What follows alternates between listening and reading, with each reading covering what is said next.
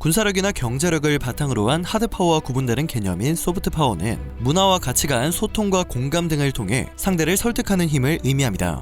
원하는 결과를 얻기 위해 상대방의 행동에 영향을 끼치는 능력을 말하기 때문에 일종의 매력이라고도 비유할 수 있습니다. 하드파워가 상대의 이익을 위협하여 강압하는 성격이라면 소프트파워는 국제적 관계에서 상대 스스로 그렇게 행동하고 싶게끔 자발적인 행동을 이끌어내는 매력과 같기 때문인데요. 이 단어를 처음 사용한 사람은 세계적 석학인 조지프 나이 하버드대 교수입니다. 2004년 나이 교수가 소프트파워라는 단어를 창시한 이후 이 용어는 외교 현장과 언론에서 자주 사용되기 시작했죠. 그리고 이제는 전 세계에서 널리 쓰이는 개념으로 자리를 잡았는데요. 그런데 나이 교수가 한국인들이 성공하는 이유에 대해 언급해 화제가 되고 있습니다. 해당 그의 발언은 외신들을 통해 전 세계로 공유되고 있습니다. 이번 영상에서는 나이 교수가 한국을 어떻게 평가했는지, 현재 한국은 어느 정도의 소프트파워를 가지고 있는지 다뤄보도록 하겠습니다.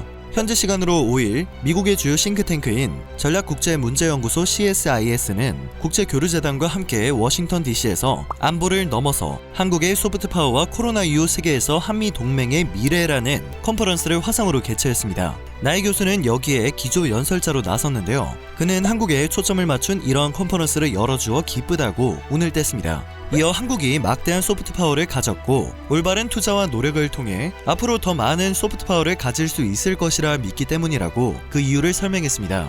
나이 교수는 앞서 원하는 것을 얻기 위해 다른 사람에게 영향을 미치는 능력이 힘이라며 다시 한번 소프트파워의 개념을 강조하기도 했는데요. 그 누구도 아닌 소프트파워의 개념을 창시한 인물이 수많은 나라 중 한국이 막강한 문화적 매력의 소프트파워를 지녔다고 평가한 것은 그 자체로 의미가 대단하다고 할 수 있습니다.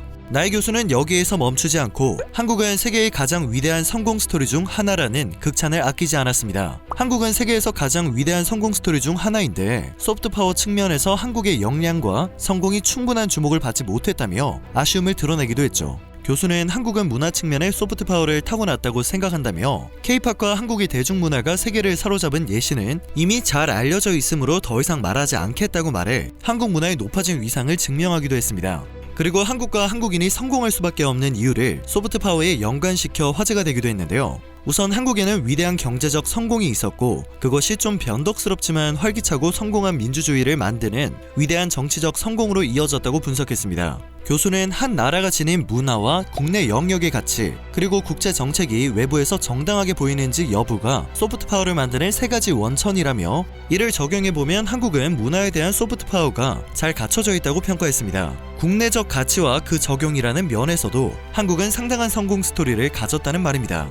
1989년 베를린 장벽이 무너졌을 때 포화를 받아서 무너진 것이 아니라 철의 장막을 넘어선 서구 문화와 방송에 노출됨으로써 변화된 사람들의 마음이 휘두른 망치와 불도저에 무너진 일을 비유해 소프트파워가 지닌 힘이 얼마나 막강할 수 있는지 설명했습니다. 때문에 2010년대 들어 소프트파워가 학술적 논의를 넘어 경제와 외교 분야에서 국가 핵심 정책으로 자리를 잡을 수 있었다고 생각됩니다.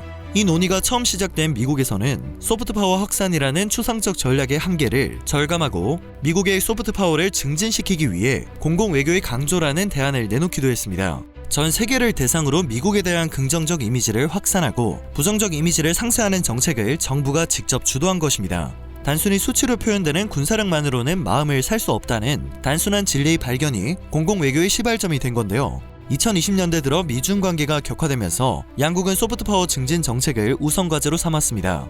중국 또한 21세기 들어 급증한 하드파워를 내세워 소프트파워를 키우는 위로부터의 정책을 통해 영향력을 늘리는 방법을 택했죠. 그러나 나이 교수의 연설에서 미국과 중국은 모두 한국 소프트파워의 비교 대상이 되었습니다. 먼저 중국이 비교 대상에 올랐는데요. 교수는 중국의 경우 소프트파워를 강화하기 위해 연간 약 100억 달러를 투자하고 있지만 원하는 만큼의 결과를 만들지 못하고 있다고 설명했습니다. 즉 국제적 이미지 제고에 실패하고 있다는 의미입니다. 실제로 퓨리서치 여론조사에 따르면 중국은 소프트파워 슈퍼파워가 아닌 것을 확인할 수 있습니다. 각국 네티즌들의 반응 역시 마찬가지였는데요. 외국인 커뮤니티에 올라온 서양에서 한국 문화와 언어는 중국 문화보다 훨씬 더 대중적이다라는 글에서는 한국의 소프트파워는 적어도 중국보다 크다고 말할 수 있습니다. 한국하면 K-팝과 K-드라마가 떠오르지만 중국은 정치와 검열 때문에 한국과 같은 컨텐츠를 만드는 데 한계가 있습니다. 중국어에 비해 한국어는 읽기를 배우는 것도 너무 쉽습니다. 중국의 나쁜 이미지 때문이 아니라 중국의 대중문화는 대체로 존재하지 않고 물웅덩이처럼 얕은 것은 물론 서구적 가치관에 맞지 않는다라는 해외 반응을 찾아볼 수 있었습니다.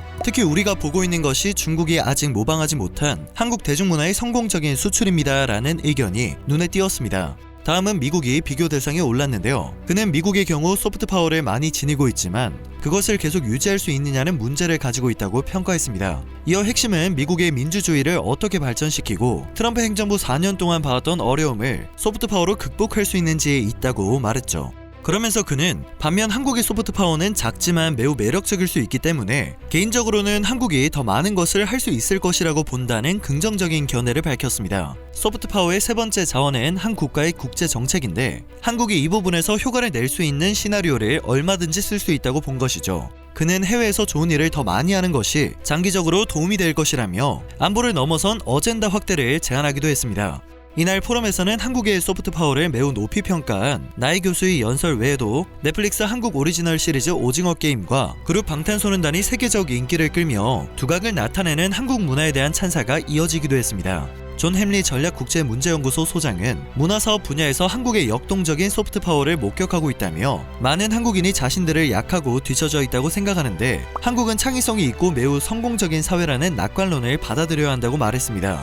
한국인이라는 것이 정말 자랑스러워지는 발언이었죠. 영국 이코노미스트지 서울특파원 다니엘 튜더 기자는 검색 엔진이나 온라인 뱅킹처럼 한국에는 한국만의 버전, 한국만의 시스템이 있는데 과거에는 교류가 어려워 잘 알려지지 못했다며 한국은 오랜 역사와 풍부한 문화적 전통을 가지고 있는 나라이고 이제 한국의 차례라고 생각한다는 입장을 전했습니다. 한국의 소프트 파워는 지금도 계속해서 각국으로 침투하고 있습니다. 가장 최근 있었던 일은 영국 옥스퍼드 영어 사전에 한국 관련 단어 26개가 추가된 일인데요. 놀라운 사실은 한국어를 억지로 번역하지 않고 발음 그대로 영어 사전에 올렸다는 점입니다. 이번 업데이트에는 K라는 접두어가 붙은 단어들이 추가되었으며 반찬과 불고기, 동치미와 갈비, 잡채, 김밥, 삼겹살, 치맥 등 한국 음식을 일컫는 단어가 여러 포함되었는데요. 대표적으로 치맥에 대해선 맥주와 영어 단어에서 빌려온 튀긴 닭을 뜻하는 치킨의 합성어라는 점과 함께 후라이드 치킨과 맥주의 조합은 한국 드라마를 통해 한국 밖에서 대중화되었다고 언급되어 있었습니다.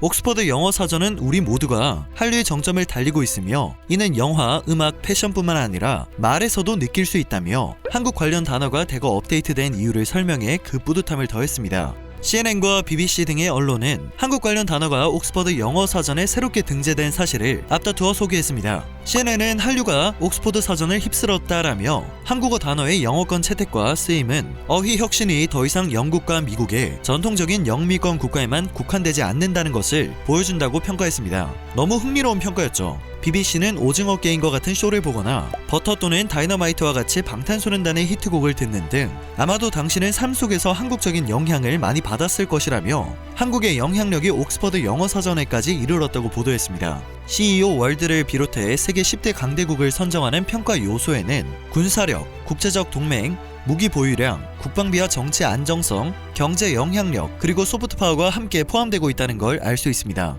그 어느 때보다 소프트 파워의 중요성이 부각되고 있는 시대에서 한국은 세계를 주름잡고 있는 한류 소프트 파워를 바탕으로 당당하게 강대국과 어깨를 나란히 하고 있는 것입니다. 나날이 커지는 우리나라의 문화적 영향력에 흐뭇함을 감출 수 없는 요즘입니다. 오늘 전해드릴 소식은 여기까지입니다.